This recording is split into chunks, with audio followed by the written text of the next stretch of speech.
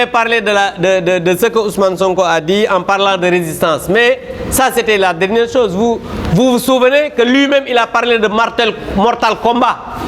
Lui-même, il a dit que dans cette affaire, c'est-à-dire l'affaire du viol, que Macky Sall va y laisser aura les mains tachées de sang. Ça, ce sont les propos de Ousmane Sonko. Donc aujourd'hui, pour glisser par rapport aux 14 morts, mais les 14 morts, c'est eux qui sont responsables et on l'a dit. Parce que c'est eux qui ont appelé les jeunes au mortal combat. Et il y a eu des jeunes qui sont morts malheureusement et nous présentons encore nos condoléances à leur famille. Maintenant, la justice fait son travail. Vous savez, le temps de la justice n'est pas le temps des hommes. Mais aujourd'hui, les responsables par rapport à ces morts, c'est bien l'opposition et on l'a dit.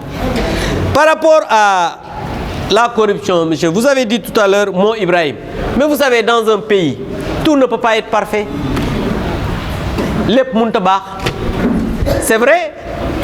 Vous avez parlé d'indice à la corruption, mais c'est dans les indices, c'est parce que c'est plusieurs indices. Mais globalement, on s'est classé 9e, ce qui veut dire qu'il y a encore des choses à faire. 54. Maintenant, comme vous l'avez dit, vous savez, dans tous les pays du monde, il y a encore des choses à faire pour améliorer la gouvernance. Le président Macky Sall lui-même l'a dit. Il y a encore des choses qui restent à faire. Et je pense que ce serait même malhonnête d'être ici devant les Sénégalais pour dire que tout est OK, tout est bon, on n'a pas de problème dans notre gouvernance. Ça, on ne peut pas le dire parce qu'il y a des problèmes. Mais il faut reconnaître aussi que de grands bons ont été faits par le président de la République. Maintenant, pour nous,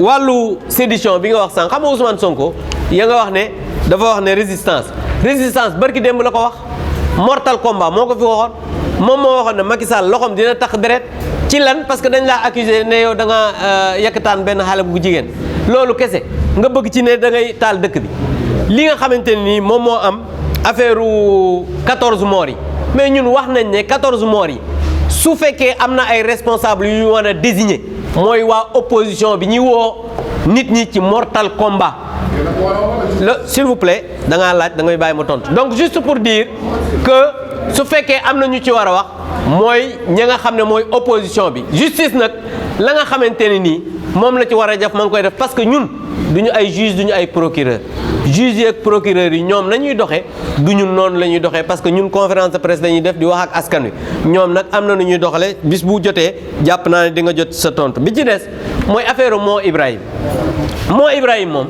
xam nga sëñ bi indi affaire corruption dafa bokk ci biir indice yi waaye kenn du gis premier naan 2B mën a daw dañu ne ci 54 pays ñoo jël 9e boo boolee lépp kon kay loolu baax na sëñ bi li ci des nag mooy am na ay mbir yu des a wàllu gouvernance yooyu am na yu des parce que ñun yabuñu sénégalais yi yàpp gi ko xam ne dañuy toog fii naan leen ñun ba ngeen ñu falee léegi amuñu dara lu bon lu ñu def wala li ñuy def lépp baax na déedéet am na lu des waaye lu baax li ñu def moo ëpp li nga xamante ni mën nañu wax ne bon na donc loolu laa amoon lu may tontu ci mbir mi di leen sant.